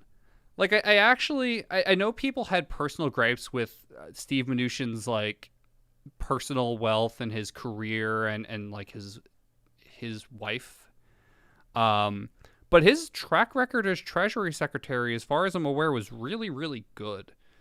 And if nothing else, his performance at the beginning of COVID-19 and working with elected officials on the Hill, making sure money was getting out of the door, making sure money was getting out of the door quickly was so good. So yeah, I don't know where he ranks in the Treasury Secretaries. I don't really know enough Treasury Secretaries to have an opinion on more than 10 of them.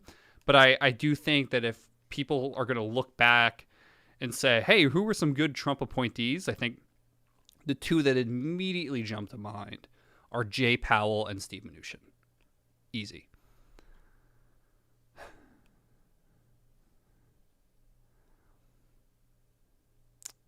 Yeah. Cleveland proper is breaking for Chantel Brown. Just so amazing.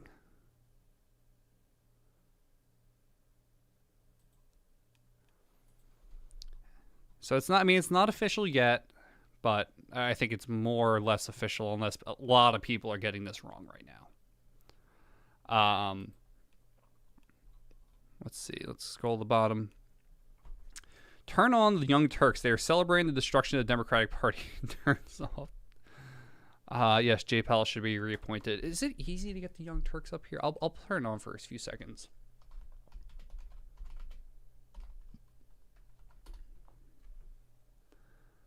Yeah, if they're live, I'll bring them on. We'll watch them together. Oh, what?